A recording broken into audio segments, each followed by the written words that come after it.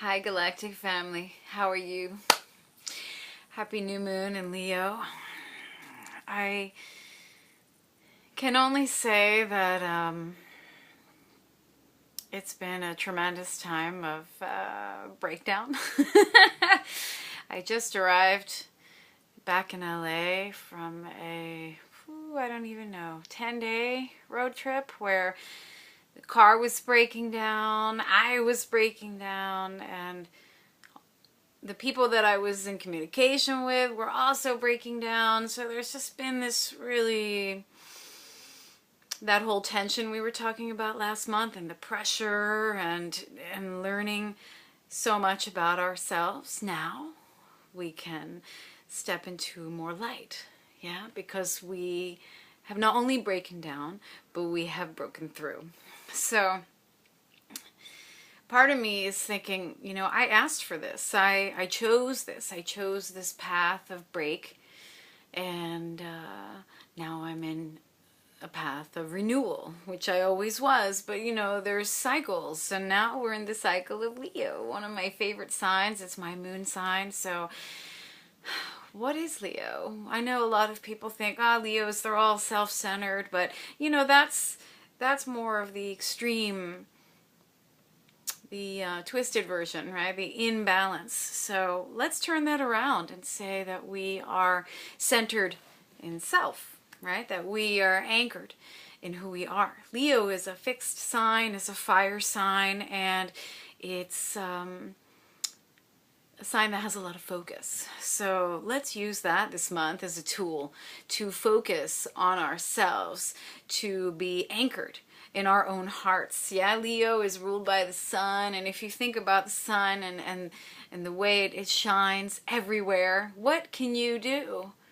to shine everywhere? So it's not only that you're anchored in your security, that you are also not afraid to inspire others with your shining, with your brightness, and at the same time encouraging others to be their best as well. That's one of the beautiful qualities of Leo, is that it's so secure in self, it doesn't need to compare. In fact, they are looking at you and seeing where you fit into the picture.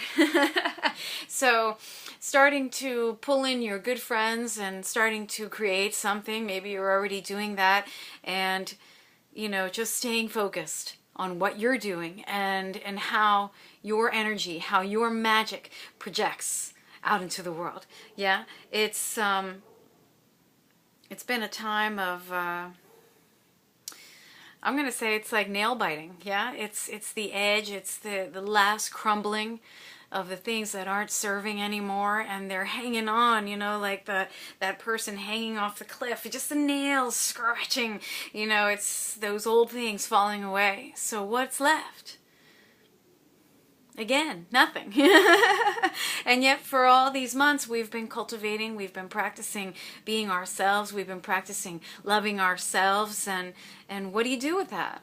You share, right? So think about Leo, think about the lion, think about the family of cubs, think about the playfulness, and that work and play are exactly the same thing. And there's a family element to Leo. So pulling in your family, pulling in all the people that make you shine the best, and just blooming into this beautiful self-recognition of what you are capable of doing. So this month, I want to let you know that nothing can stop you now. That you have been through this crazy time, and I don't know if it's going to get any crazier. I don't know if it's going to get any easier. I don't have those answers, but I do want to tell you that self-expression is one of the main characteristics of Leo. That they are really not afraid to be themselves. And what does that look like on the next level, right? Being yourself and projecting yourself as light and being warm and loving to everyone who approaches you. And, also this free feeling, because we've lost so much now, and it's stuff that isn't serving, yeah? New moons are a time to cut, yeah? To shed things that aren't serving. So as you make your intentions over the next moon phase, you can start to let go of a lot of things that aren't serving in this cycle, and you can start to build on this anchor of yourself, of this anchor of your own security, of this anchor of your own individuality, which is just constantly making magic. Yeah. While I was on my road trip and I had a lot of nerves being rattled because the car was not working and I didn't know if I was going to be stuck somewhere, and also at the same time not wanting to attract it, it happened anyway. So it was showing me how strong I am and how I can support and take care of myself, and also get the assistance from others that was so needed. So I want to thank my mom because she's such an angel. But I was at this particular stoplight and I was just on the edge, and I was staring through the windscreen and I just saw all these beautiful dragonflies, and I thought, wow, this is medicine. And I started to do some research, and I feel like it really fits in with this month's theme too. So tapping into spirit animals is something that I haven't really talked about, but it is really powerful medicine. And the dragonfly is about breaking the illusion. It's about creating magic from the place of power, from a place of vision. It is, like I said, the breaking of illusion, especially the ones that prevent growth and maturity, right? So we are breaking those. I don't want to say final. It's never final. It's always going. We're in this human body and there's always going to be something to overcome. But if we tap into the dragonfly medicine, we know that we are not standing in our own way of our growth, our spiritual growth. And we are able to find help in the dragonfly through transitions. That's what the dragonfly medicine is for. And, you know, it's especially helpful for the parts of you that are afraid, that are fearful of innovation.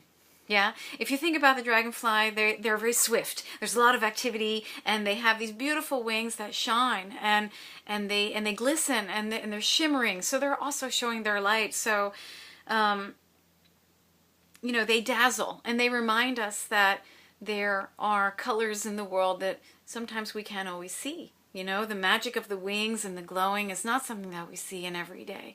So if we can bring that element into our practice, and if we just know that it takes magic to break the illusion, so we can move forward with this cultivating of our magic and taking it to a new level.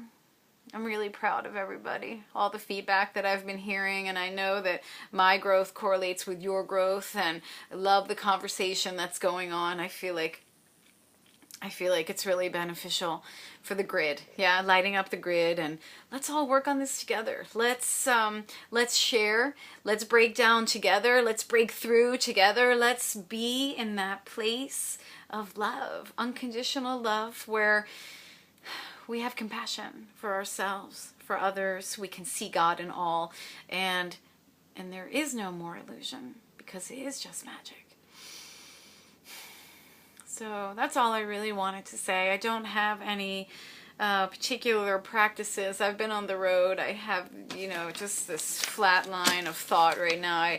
I'm just reading from my notes. So, but this is something that I've been thinking about. So the key words, let's just shout them out for you. Noble, dignity. Leo has a lot of dignity, self-respect. They hold this really strong container, and they're very loyal.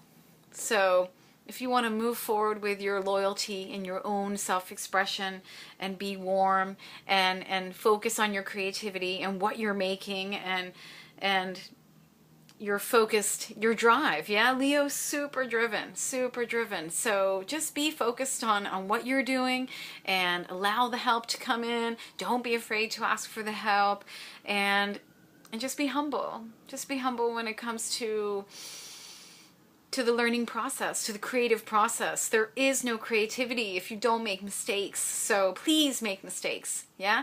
And use the dragonfly magic and use all the love that's around you. It's everywhere. You just have to see it, yeah? There's some things standing in the way sometimes of who we are or who we think we are. So leave all those ideas behind. Trust yourself. Be anchored in your heart. I love you guys. Thank you for watching, and if you are interested in making any comments or having a conversation, you can write on the Tumblr page. It's galacticrideguide.tumblr.com. Thank you so much. Blessings and love.